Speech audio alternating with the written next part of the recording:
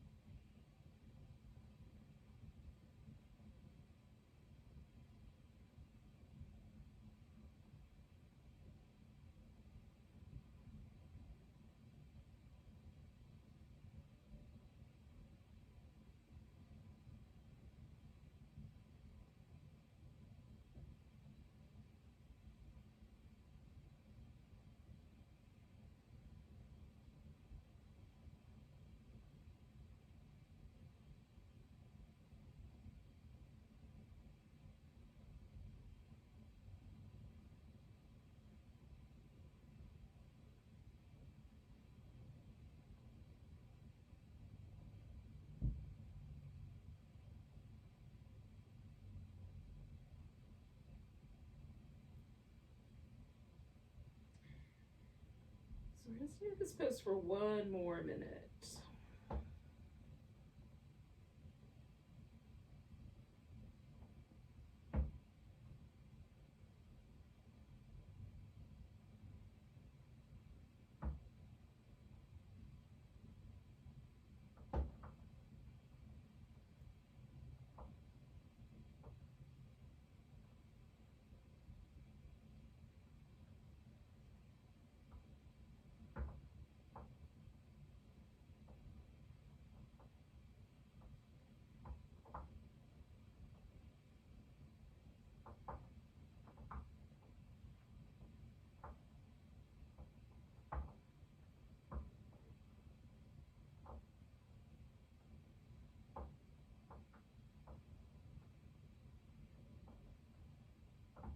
All right, so we're taking a nice big breath.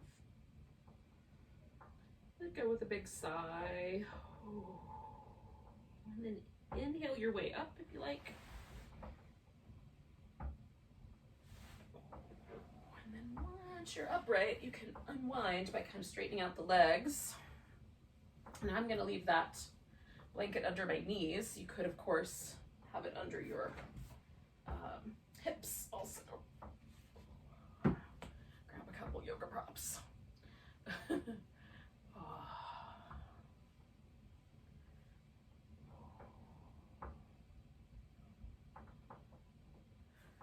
Now, this next one is called the caterpillar, and it's essentially like the pose that's called Paschimottanasana, except that we're not going to hold on to our feet, we're not going to engage the legs, we're not going to engage the core. It's the same shape. We've got two straight legs in front of us, we're going to fold forward over them, but it's just a much softer approach. The word yin comes from the Taoist kind of philosophy, whereas the things that are really active and like powerful are yang, or yang, depending on which dialect you speak. And then the things that are softer, a little bit more, the word moody is going away, which is probably true, but not exactly what I had in mind. Or, you know, there's something else I'm looking for, I can't find with my brain. But in any case, it's just a little bit, you know, more kind approach. I can't find the word. In any case, I'm going to create a little structure here. So I've got my legs just wide enough apart that I can kind of set myself up with a little place to land. Again, I'm going to let my back round. Once I'm in the shape, I'm going to let my legs get really soft. This one for me can be a little bit trickier to breathe because my ribs rest on my thighs. And so having something to support myself just a little bit gives me a little more room for breathing. And again, if the rounded lower back feels really crummy, build up your support so that your spine stays more, even if you're sitting upright, just sit upright and relax, right? That is fine. Not everybody's body does the shapes the same way.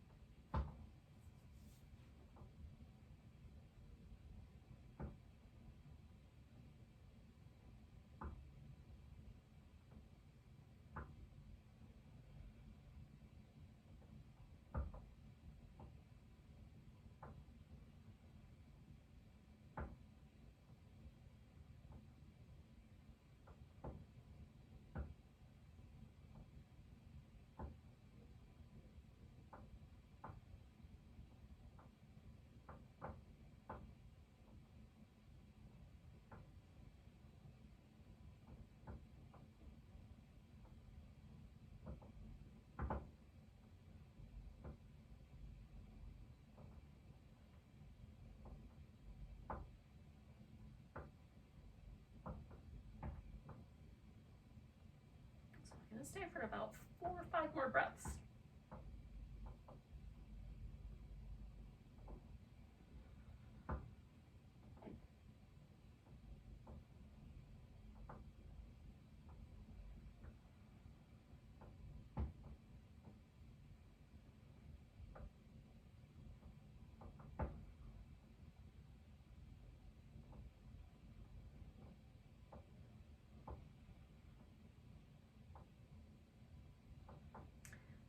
So I'm going to take one more breath here. Let go of the sigh. And then just inhale my way up.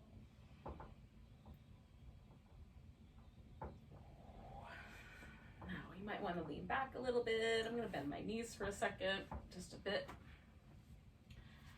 Just to release the backs of the knees. Now this last forward bendy shape in this array of 3 forward bendy shapes is a wide angle forward bend. And for some of us, as soon as the legs go out wide, the pelvis gets pushed backwards just by the shape of the bones. And so you can do this as just a sitting upright position, but you could also do this as a legs up the wall kind of, or legs up the bed or the couch, whatever furniture you've got. So if you lay on your back and kind of scoot up to the edge of the couch, you can kind of lay your feet out, you know, have a big V with your legs and just kind of let your legs rest against the couch or a bed or a wall, whatever you've got space for. My house doesn't have a lot of wall space, so I have to use furnishings in the way that I might ordinarily use a wall space. But you can do that. Lay on your back.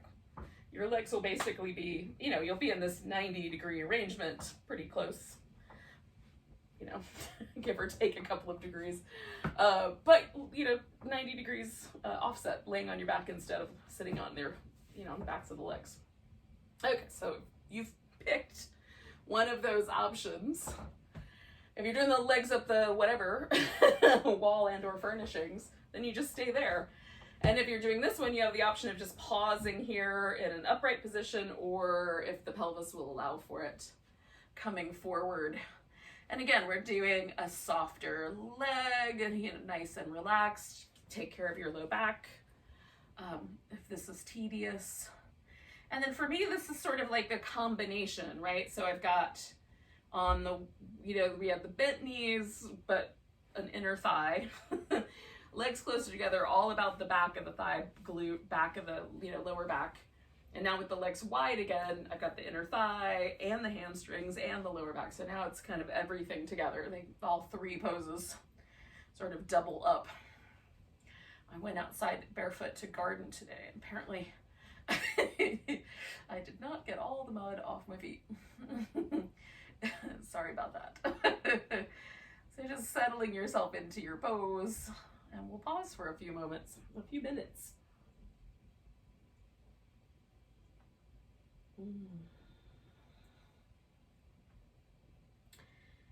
The good news is we're not going to do any other forward bends tonight.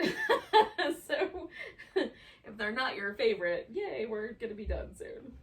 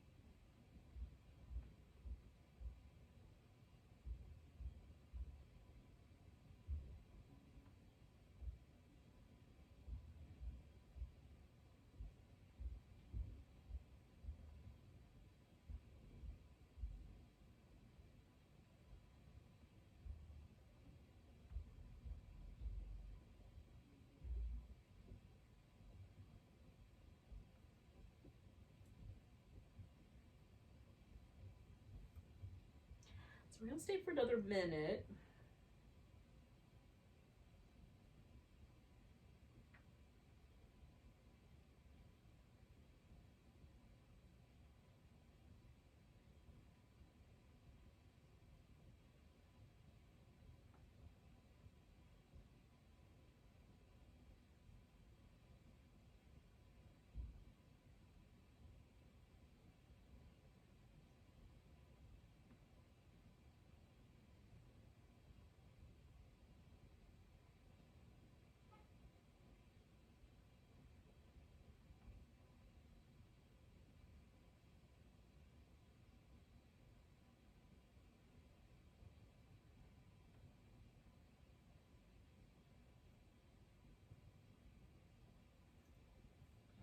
All right, yogis. So let's take 2 more breaths.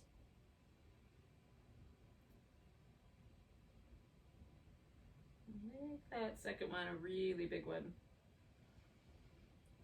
Let go with a sigh. We'll inhale our way all the way up. Oh, now I'm going to lean back, bend my knees. And give myself a little bit of movement. There is a piece of mulch stuck to my foot. It will break apart, but it will. As a piece of mulch gets stuck on your foot. I'm not even going to ask. Whatever you got going on out there, Mother Nature. Okay.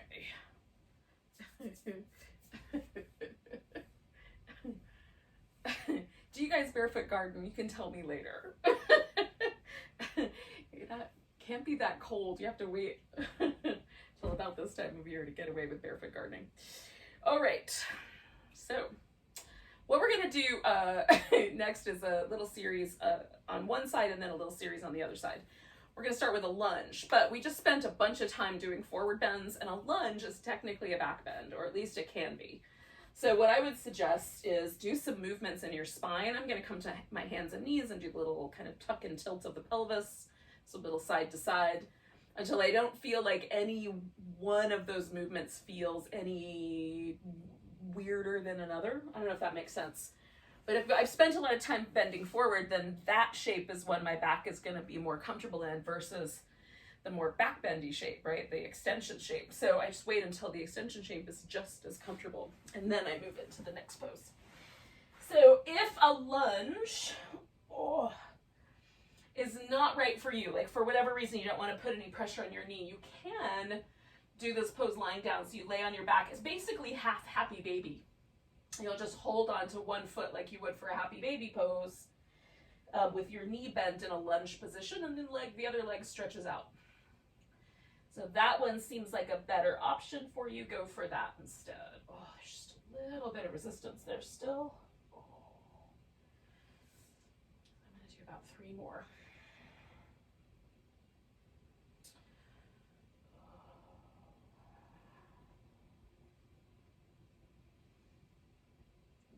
It's a little softer, so 1 more should do it.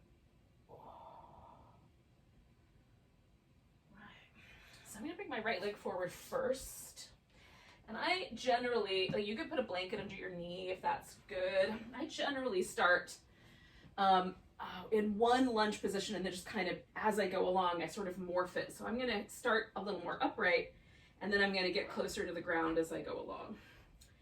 So if that sounds like a plan to you, you could do something similar, or you can do a lunge where your elbows rest on the floor, or you can stay with a higher version of the lunge. Your hands can be resting on the ground or on blocks, like you put a block on either side of you. That's a nice kind of middle position.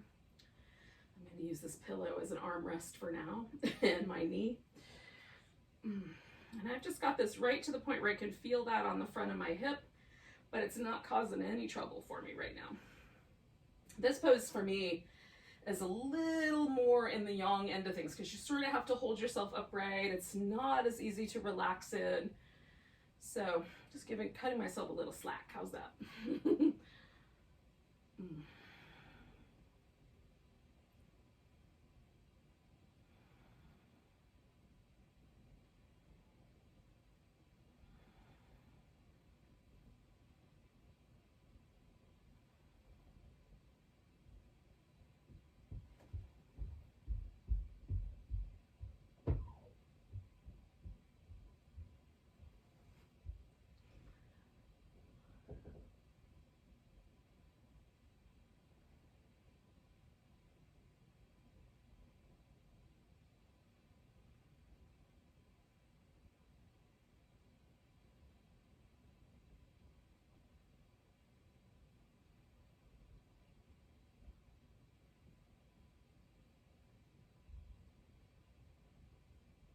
How's it going out there, yogis?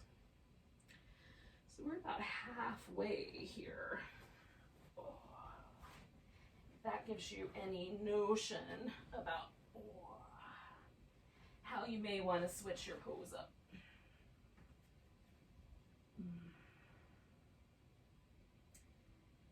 Now when I get down lower to the ground like this, I still feel the stretch on the top of my thigh, but I feel also a bunch of sensation in the hip of this up front leg that I wasn't feeling before.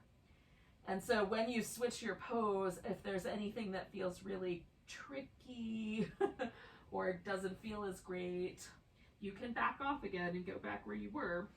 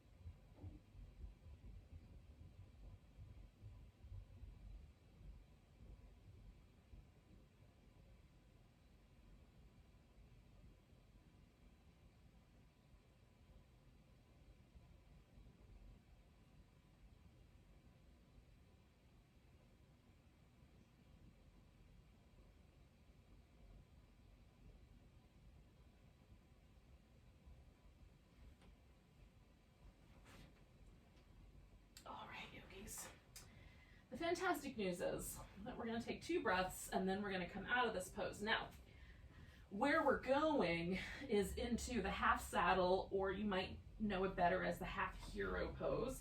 It's not the word that's used in yin, but who cares? It's the same pose. Basically. Slightly different approach, but similar pose. Okay.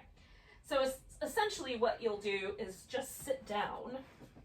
Now I have to do a few other arrangements, but I'll give you the idea. The notion is that you're just going to sit down beside this foot. So some people can get this part of their hip to just nestle right on the inside of their ankle, and if you are one of those people, then just do that because it's delightful.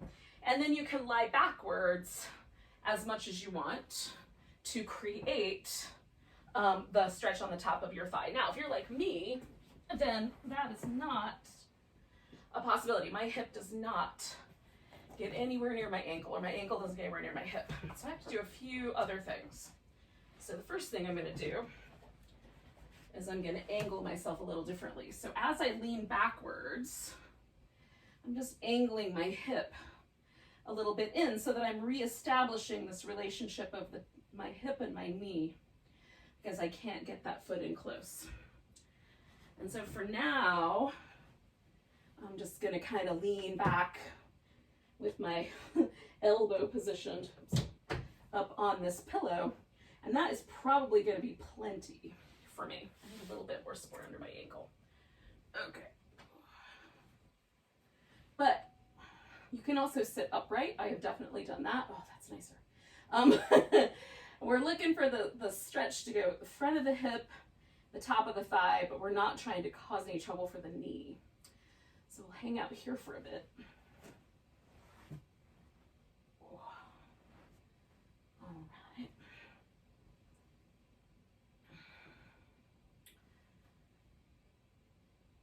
I keep touching this piece of furniture at it. I unfortunately made the door all wobbly. Let's try it this way. A pillow would be better, but that will work. Don't be afraid to be creative in your use of yoga props. Now, an alternative to this, if you're just, you just are like in seventh circle of hell, there's two alternatives. One would be to kind of roll onto your side and hold onto this foot with your hand. The second one would be to roll onto your belly and hold onto this foot with your hand. I would go for the belly one if it were me, right? Because it's a little easier to stay stable, but you can do either. So again, we're just aiming for this kind of top of the thigh, front of the hip to be the area where the biggest focus is. So whichever of those versions seems like the best one to you would be the one to go with.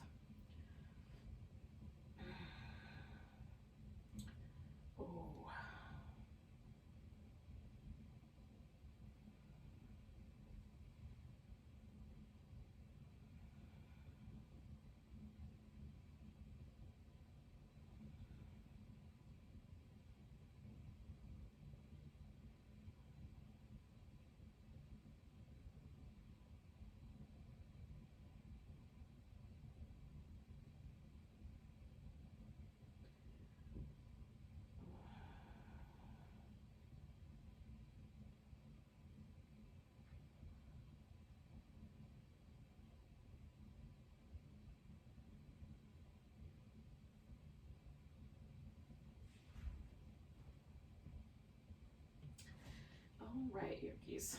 So we've got 1 minute left here.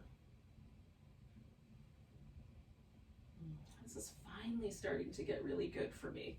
I feel it really strongly at first, and that sticks around, and now it's really starting to feel a little softer, a little more, like I could go a little deeper if I wanted to. I'm gonna stay put because I still feel it.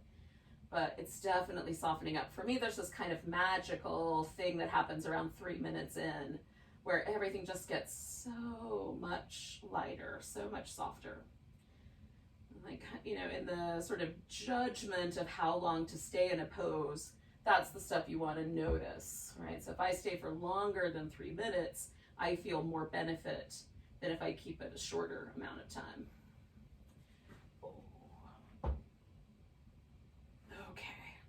So we're going to do about 4 more breaths. I don't know if this Easter egg is, oh yeah. It's not a bad drop for the head.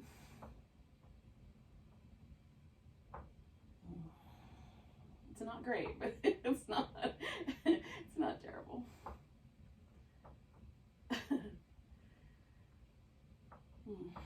So I'm going to take a big breath.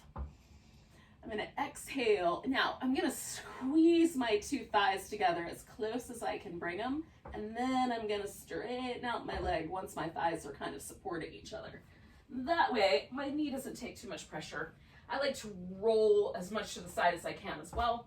Some people who can, you know, for whom that pose is much easier, you can sit up and then unwind the leg. So that's up to you. When you get to the other side, do it whichever way you think is the right way. Now, the leg that was out front here, that guy is going to bend and become the front of our pigeon / in the yin world, the pose is called the swan. Sometimes the sleeping swan, but I just use the name the swan. I don't see there's any real reason to differentiate. So this more upright version swan, leaning forward version sleeping swan. You decide what you want to call it. But I feel like we could simplify things and just have one name. Candy's take on things. I don't know if it's a hot take or not. In any case, this pose can also be done laying on your back. So if you lay on your back and you can hold on to both legs, just kind of cross one leg over the other, bring them in toward you and hold on. Or you can, kind of coming back towards that lunge on your back shape, just bring the leg across the chest instead of holding it off to the side like a lunge.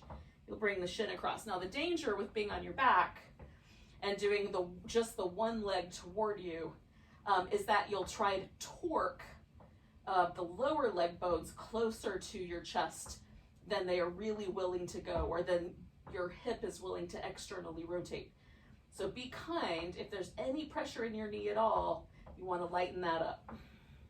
Same goes for this pose. Any pressure in your knee, you definitely want to change things. Maybe elevate your hips, put a blanket underneath. You can put a blanket under this leg. You can bend this leg out to the side if you like. You don't have to have that leg all the way straight.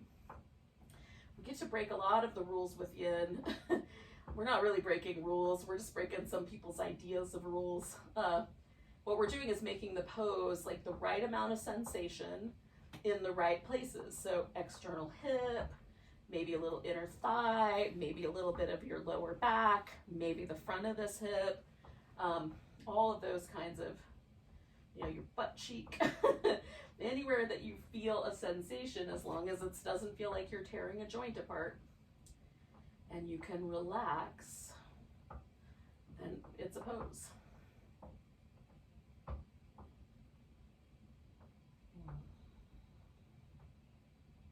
What I think happened in yoga, at least at some point, my guess is at the beginning of the 20th century, but it could be older.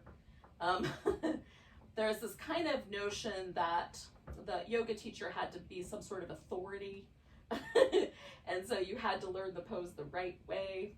Yoga poses definitely are different when you practice them in different ways. If you have more muscle engagement versus less, you're using your quadriceps versus not, your feet are adjusted in this position versus that position. It makes differences, but whose decision is it that one's right and one's wrong? That's the question you have to ask. If you're me and you like to challenge authority.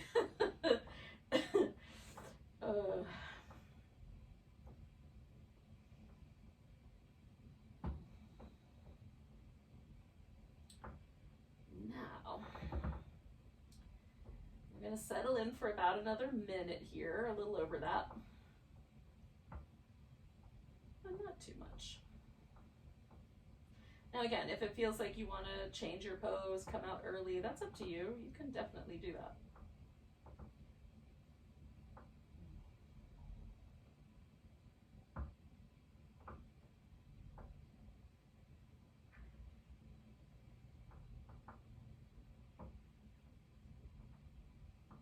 And what I like about this particular sequence, or this, grouping of poses that we're doing tonight, the forward bends at the top, all of these slightly more hip-oriented, back bendy shapes in a row, is that it does a really nice job on everything from the belly button to the knees. Like that whole territory of tissue is definitely impacted. And if we've done our job right and we paid attention, and we've backed off when we should and gone in where we can, then hopefully it will feel really nice when we're done. So we're going to take a nice big breath. Exhale out a big sigh. So if you're on your back, you're just going to let go of your legs and unwind them. If you're on your front, we're going to bring this back leg around one way or another, and I again kind of lean back and roll out of the way. And then we're just going to stretch out like a giant starfish and see what happens. So that's how we're going to begin. And we'll do this just for a couple minutes because this isn't a pose that is particularly tricky, right? Well, not for most of us anyway. Sometimes I find it tricky, but just kind of stretching out like a little starfish. put all the Easter eggs back here. Oh, where they came from. Okay. But can you feel a difference in the way your body sort of sits on the floor? So we did a bunch of poses in a row, but we haven't done them really evenly on both sides. So like I've noticed one of my hips, like this hip, where the stretch was on the front of the hip the whole time, feels much softer in the front, and I have a little bit less room under my low back than on this side. It feels like this side is elevated a couple of inches. It's not. Like if I feel it, it's a little bit elevated, but not nearly as much, because this hip flexor hasn't gotten the same level of stretch. But this butt cheek over on the side and my external hip rotators that live under that butt cheek are very soft and not so on this side. So there's just kind of this interesting front body, back body difference. So see what's true for you. Just check out your asymmetry. Truthfully, we're always asymmetrical, but not quite as obviously.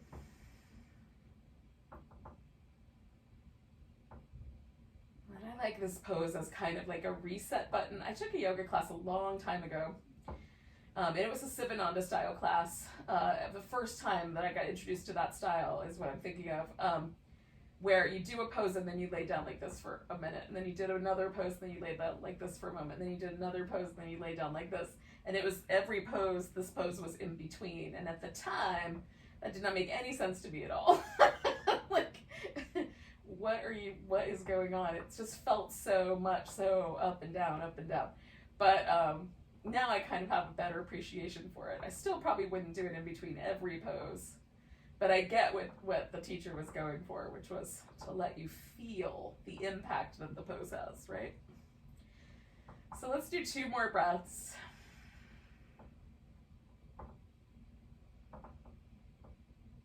It's fun how your yoga journey evolves over the course of your lifetime, and something that made no sense at one point in your life will totally make sense at another point, and vice versa, I'm sure.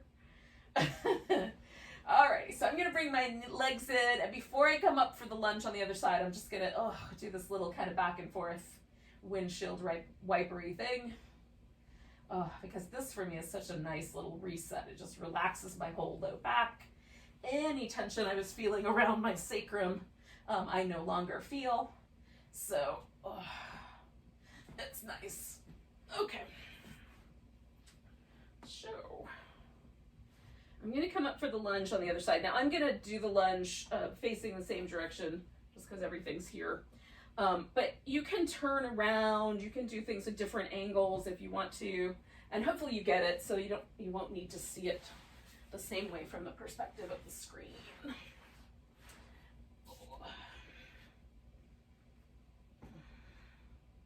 Oh, we don't need these guys. I want the pillow first.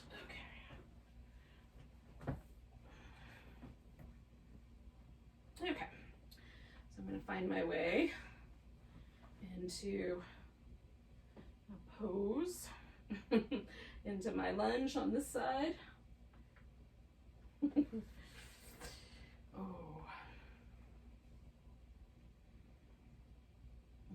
And hopefully you guys have found your way in too.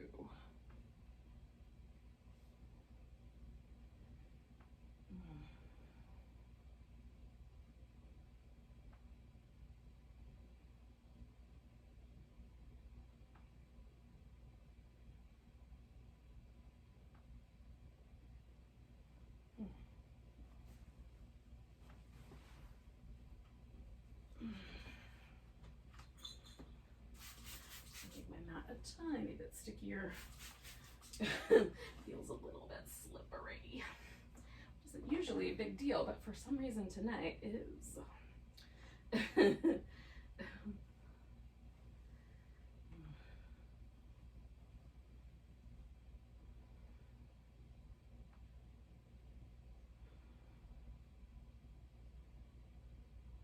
check in, like we're a minute in, a little over. How does it feel to be in the pose right now? Does it feel like you are starting to feel any sense of sort of softness? Does it feel like it's really pushing your buttons and you should back off a bit? Just notice the truth.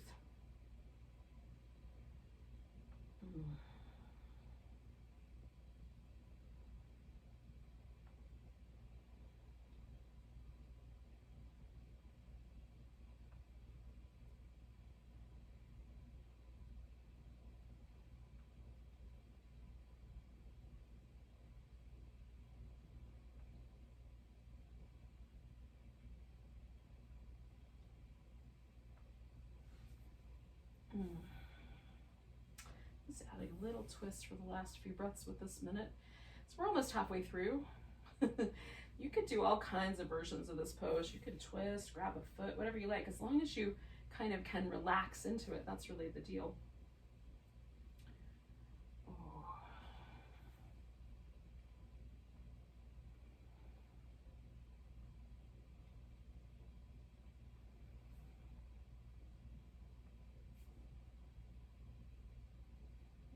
Do one more breath, and then I'm going to let myself sort of find that lower, closer to the ground position.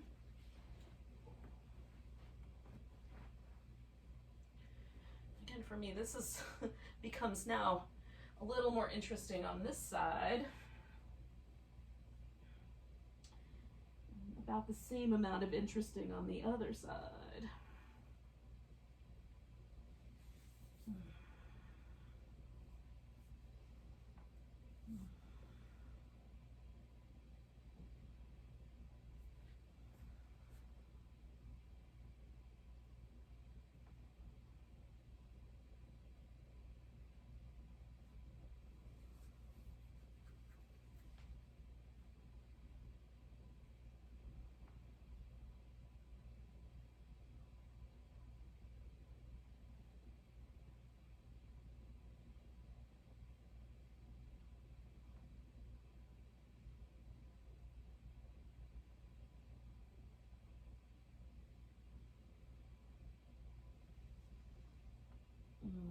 So we got 1 minute, just shy of 1 more minute here, yogis.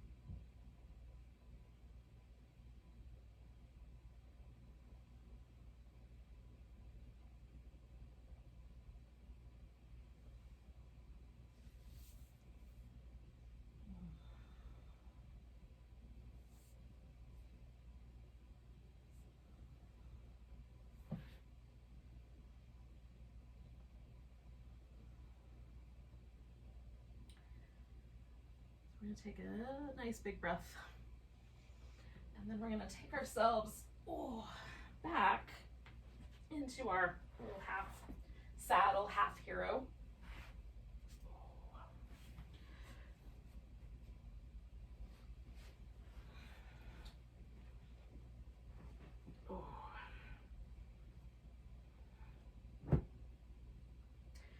Again, you could stay sitting upright, you can lay on your side, you can lay, kind of recline back onto your back. Whatever version of this feels like the nicer version for you.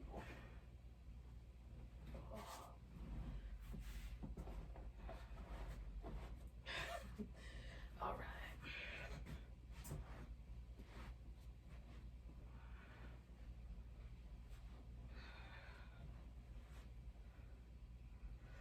For me, it's really important to kind of open that little spot right there at the top of the hip. I would like rolling just a little to the side.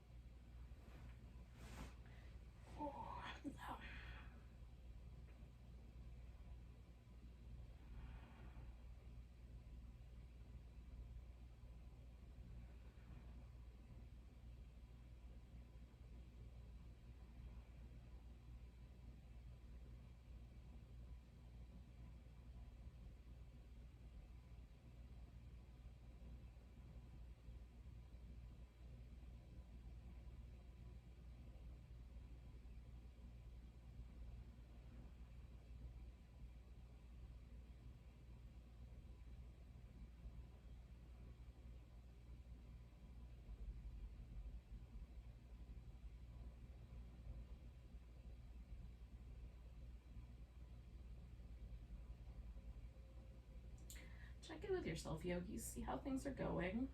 Is your breath nice and smooth? How's the top of the thigh, the top of the hip? What's your knee experiencing? Just now that we've sat here for a minute. A little over now. How's it going?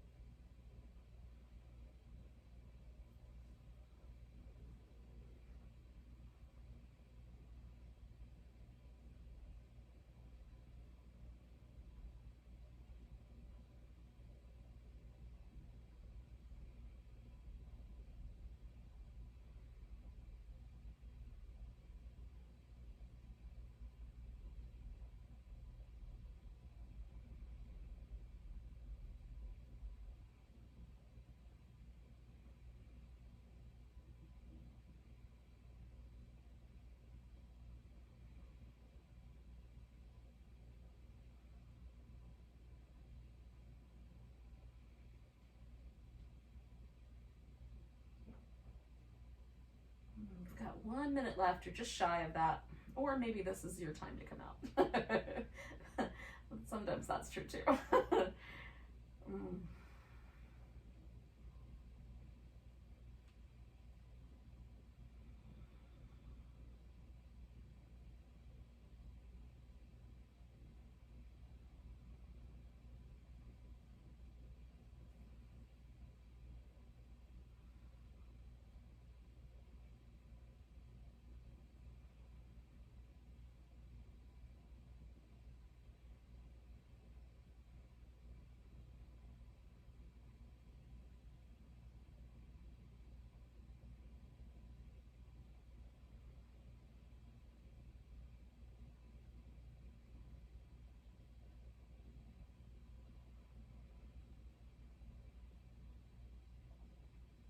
All right, yogis, we're gonna take a nice big breath.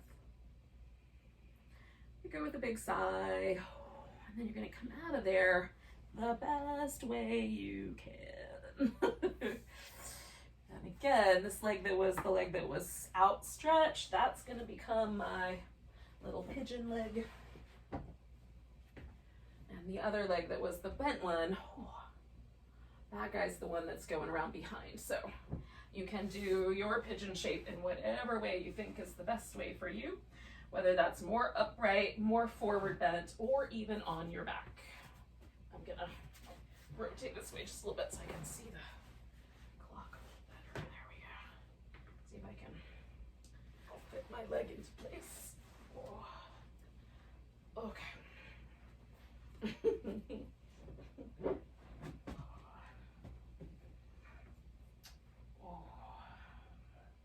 And again, once you sort of settle in, let yourself relax.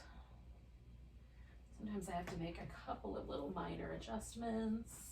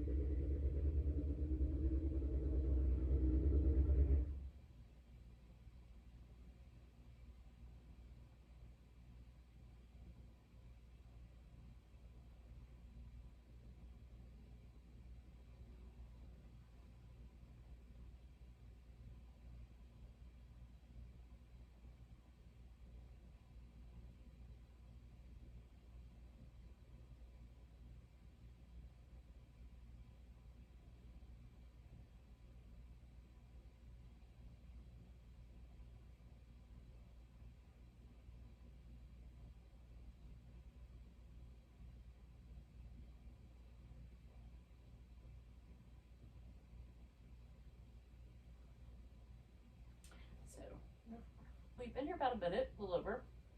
Just notice, are you relaxing into your pose? Or does it feel like there's a little bit of a pushback? Because again, you can make little adjustments. I'm going to bend my back knee just a notch, so it's a little bit softer.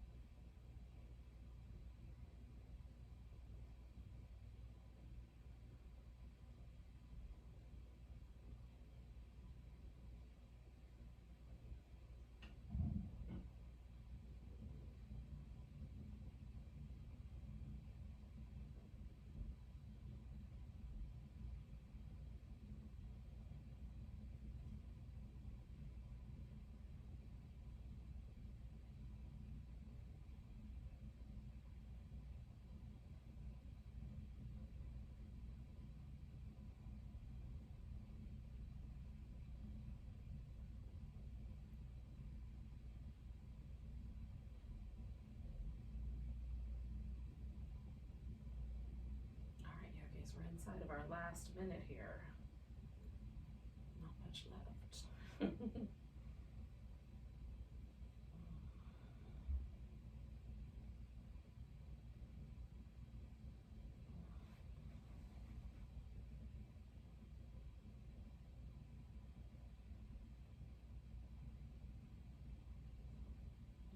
So we're going to take a nice big breath. We're going to let go with a big sigh. And then slowly you're going to bring yourself out of there. Now,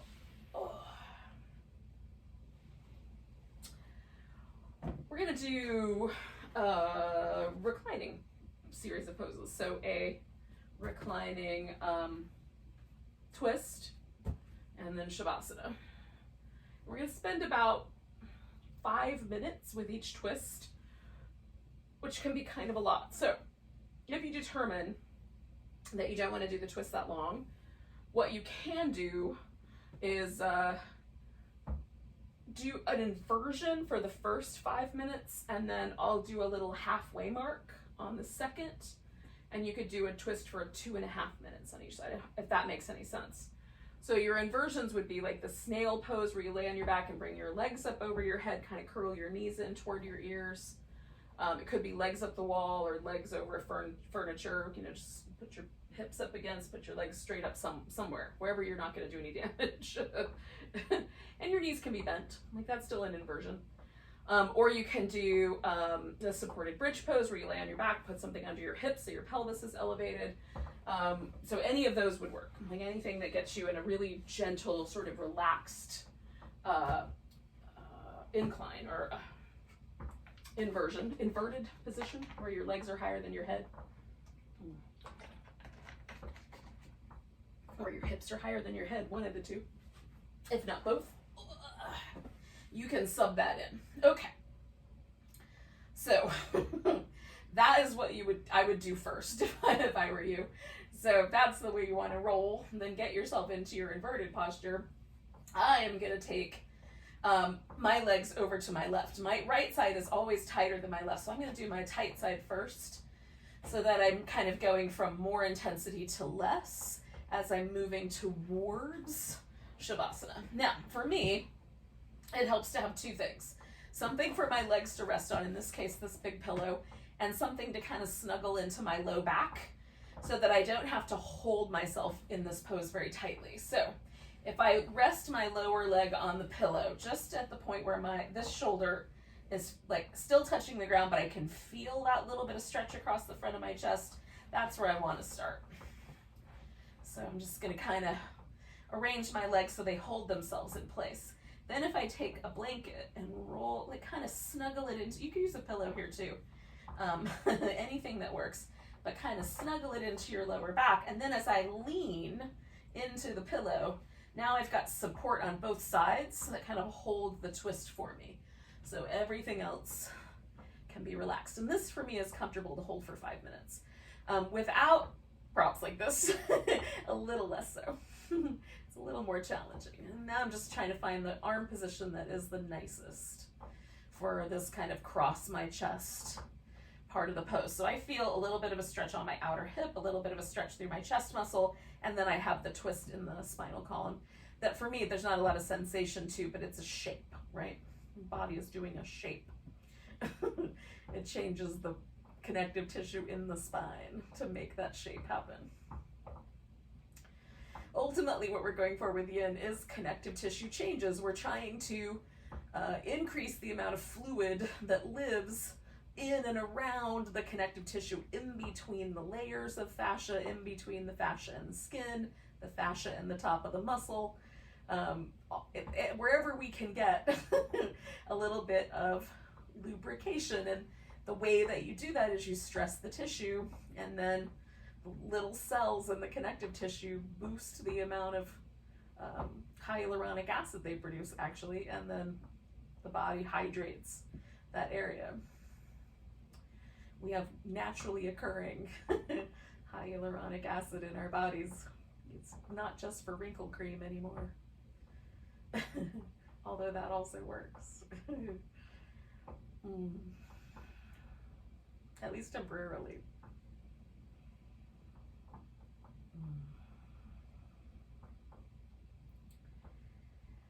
So I'm hanging out a bit here, y'all.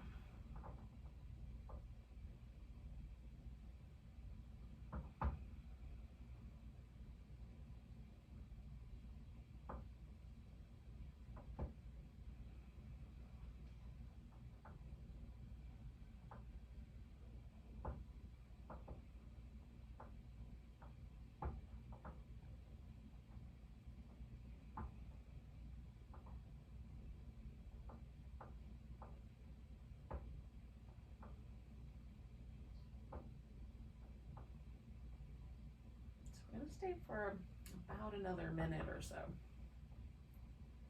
A little over that. But you can be kind of feeling it out and seeing. Does a minute seem like a good idea?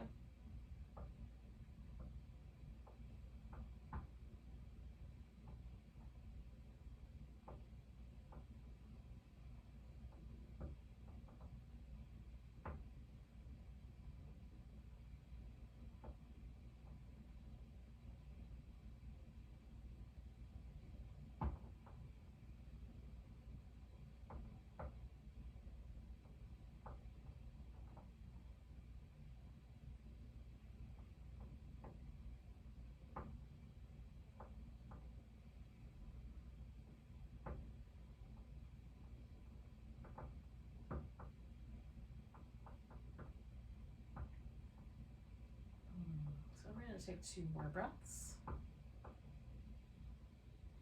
Now, if you've got your legs up, or you're in a supported bridge, or you're doing the snail, you're going to come out of there nice and slow.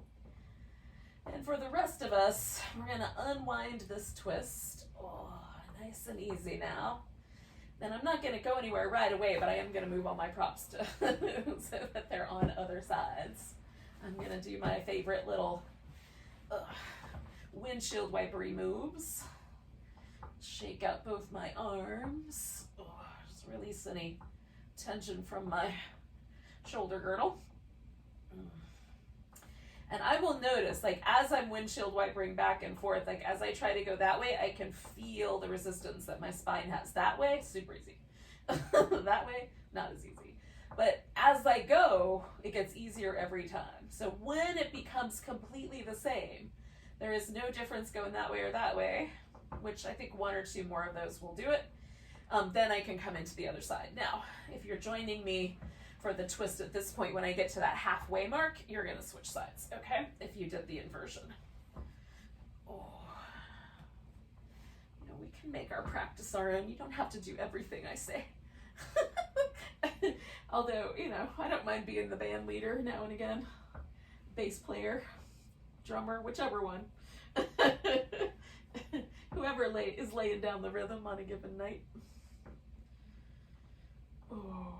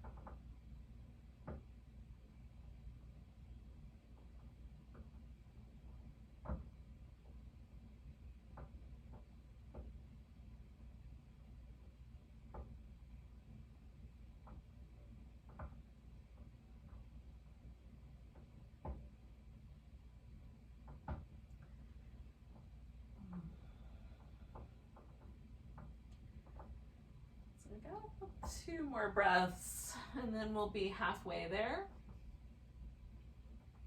At least with this pose. Or you're ready to do your other side.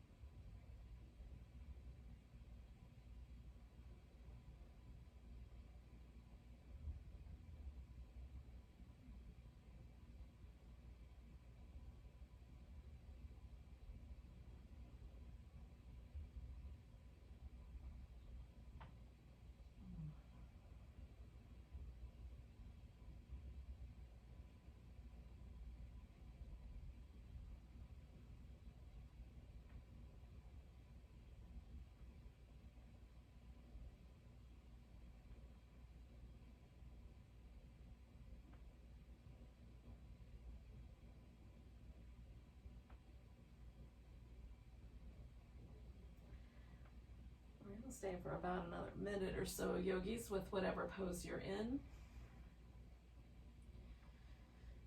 Just a chance for you to kind of check back in with your breath.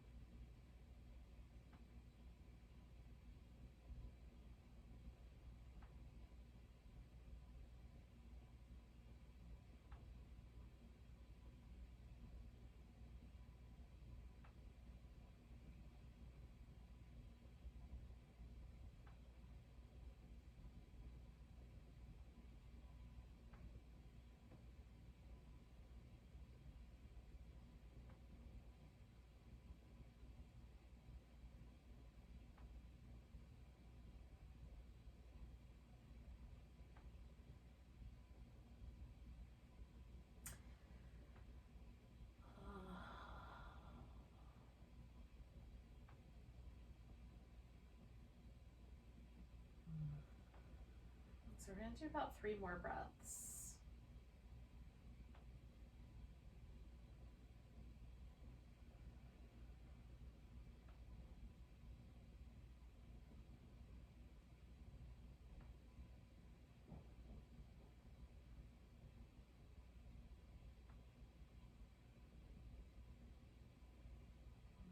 And then when you're ready, you can kind of roll yourself back into the center, and from here we're just going to relax.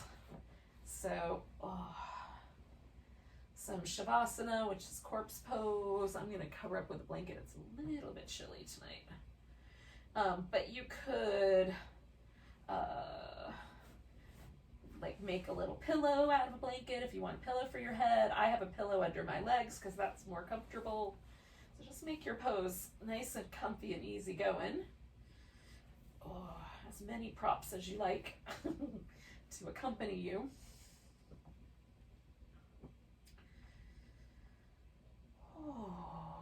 And then feel yourself let go. One more chance. So again, kind of coming around full circle to the little starfish shape here. You just let the body settle and notice if there is more of a sense of evenness than there was at the beginning there. You can also sort of systematically go through and like relax the feet, relax the legs and the hips. Relax all the abdominal muscles, the chest and upper back, the arms, the palms and the fingers. Relax across the jaw. Let the teeth part just ever so slightly. Let your lips grow a little softer. Relax across the cheekbones and the temples and the forehead. Let your eyes get a little heavier, a little kinder.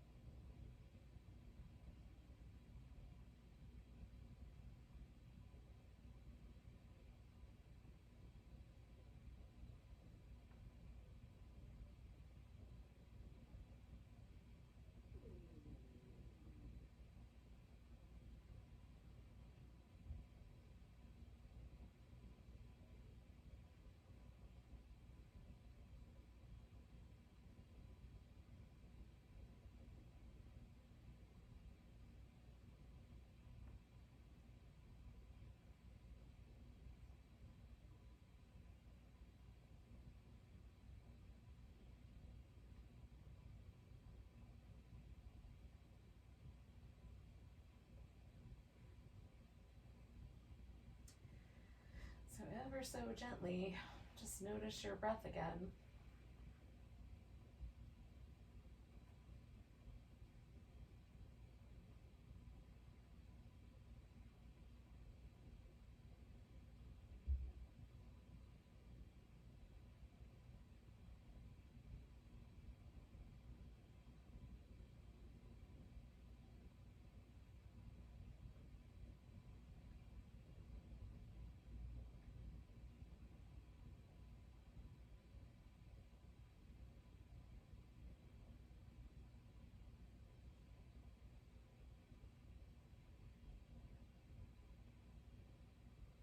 When you're ready, take a nice deep breath.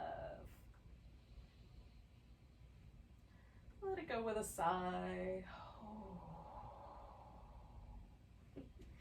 Now you could, theoretically, you didn't have anything to do, go slide yourself right on into bed, but you have stuff you have to get done before you do that, then you might want to stretch and move around a little bit, and then ultimately bring yourself to a seated position. And then, once we're all back there, we can take a moment and say goodbye to each other with a nice big breath. Shall we, yogis? Nice big inhale. Big deep sigh. Namaste, everyone. Thank you so much.